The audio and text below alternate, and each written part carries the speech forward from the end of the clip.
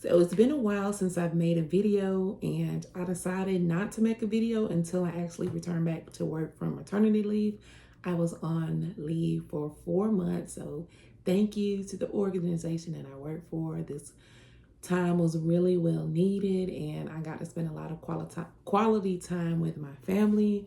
I went back to Alabama for a family reunion, and I had a really good time and just, spent a lot of time with my children. Went to go visit my mom. We just had a great time. So that was well needed. The break was well needed, and now I'm back. And I decided to start back up making my videos. Now, during this break, I got a lot of good reading in, and it just felt really good to just read what I wanted to and not think about the review that I'm going to write or the video that I'm going to write. And I got a lot of good books in during this time. So now I'm going to talk about what I'm currently reading and what I'm going to start reading later on this week. I've decided that I need to get through some of the books that are on my shelves, that have been on my shelves for a while. So what I'm doing is I'm going to read every month. I have 5 different categories that I'm going to choose a book from. And the first one is going to be fiction. I'm going to read a nonfiction. I'm going to read a tech book. I'm going to read a book that's been on my shelves for a while, my backlog of books, and what else? And also a tech book. So I have a lot of those books on my shelves, and they're in different categories, different genres. And so I'm going to try to move through those and read as many of the ones that I already have, because I haven't stopped purchasing. I did for a little while, but I have started purchasing again. I've just been seeing too many that I have been interested in reading. So hopefully this method is going to help me to get through those books faster instead of just reading from one genre like fiction. I'll be able to move through 5 at a time and get those done faster. So one of the books that I've currently been reading is Piranesi by Susanna Clark. I love this book. This is a reread for me. I read this 2 years ago. I believe it was 2 years. And the first time that I read it, I didn't take any notes, but this time, as you can see, I have been annotating the heck out of it. I have so many notes in it. And it's actually better the second time around. The first time I gave it 4 stars. This time it's probably going to be 5 stars.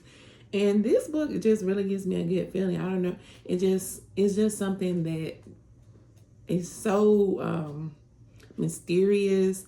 And when I read it, I'm seeing things that I didn't notice the first time. I noticed before that there were some things in here that were comparable to religion. A lot of things that were comparable to religion, but I'm seeing it even more now. And I'm seeing more hints of what ended up happening in the end. So I'm seeing more hints towards what happened now that I actually know what happened. And there's also some things in here that happened that I didn't remember happening. So that's one of the benefits of rereading. You can see it from a different perspective when you actually know what happens at the end. And you'll also notice a lot of things that you didn't notice the first time around. So yeah, definitely loving this one. I'm almost done with this. I am on page 125. So I should be done with that one soon. The next one is a nonfiction, and this one is so heavy. The content in it is so heavy. And that is actually why I started reading Piranesi, because Piranesi is, I wouldn't really call it light, but it's just a good feeling reading it. It's a book that I enjoyed. So I started back reading that one to balance out what I've been reading in this one because it's so heavy. And this one is Chaos: Charles Manson, the CIA, and the Secret History of the 60s by Tom O'Neill. And this book is so good, y'all. It looks pretty chunky, but it actually doesn't have that many pages in it. Let me see. Besides the notes at the end, there are a little over 400 pages in this, around 436 pages in this book. And this talks about the Charles Manson murders and how he was able to influence people, and how supposedly, allegedly, the government knew about Charles Manson and helped to cover up some of the murders and some of the things that happened. I don't know everything that the book is about, but that's what I'm gathering from it so far. And this is a really good book. Has a lot of dark things in it. Of course, most of us know about what Charles Manson did and what his followers did. So, just go into that knowing that it's going to be discussing that a lot. It's not just going to be about the cover up. It's also going to go into detail about those murders. So this one is, again, Chaos by Tom O'Neill. And that's my nonfiction book. The next one that I'm reading is Yumi and the Nightmare Painter. This is by Brandon Sanderson, and this one is really good as well. I've been reading this one for a while now, probably about 2 weeks, and this is my first Brandon Sanderson read. Now, Brandon Sanderson has so many books that, I don't know, it's kind of like, I don't know if I'm the only one that feels this way, but it's kind of like when there's a series on TV that has so many series and so many episodes and you haven't watched any.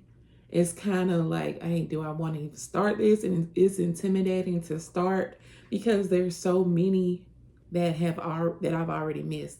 So I'm that way. Like if I see something that a lot of people talk about and I've never watched any of it, I likely won't watch it, or I'll be really hesitant on doing so because there's already so much. Now, with Brandon Sanderson, I haven't read any of his other series. I do have Mistborn. I didn't start that one yet, but I wanted to start something that wasn't a part of his series, and this is a part of his collection. He has a book, I think it's called The Secret Stories or something like that. But anyways, it's a collection. It has 4 books that aren't related to his series, his popular series. Now, this one took me a while to get into because of the setting, and for some reason it's really hard for me to get into fictional space stories like Star Wars, Star Trek. I've never watched those. I watched like 20 minutes of, I think it was Star Wars, I'm not sure, and I didn't like it. I just think space on its own, nonfiction space, is already cool enough that it doesn't need to be fictionalized. So it took me a while to get into this because, again, space is hard for me to get into, fake space. But I really love the synopsis on this one. And this one is kind of like, it's a slow start. And towards the middle, you don't want to put it down. And I don't know if you heard of this one. I don't really see too many people talking about this book or hear too many people talking about this book. But it's basically about Yumi. She's a Yokihijo, is like a sacred person who can contact spirits. And she lives a very strict life. And then she ends up tethered to the painter. Now, painter in this story, they're from 2 different planets, but they ended up tethered to each other. And when they're tethered to each other, they appear on each other's planet, but the other people that are around are not able to see them. And I don't know what's going to happen in the end, but this is something that's really unique. The plot is really unique. I've never read anything that's like this before, and I'm almost to the end of it. I think I'm on probably around chapter 28, 29. I'm not sure. Let me see. Oh, 30. So I'm about to start on chapter 30 of this, and I'll be done with this one soon. And I'm really enjoying this one. The next few are going to be books that I'm going to be starting after I finish these that I'm currently reading.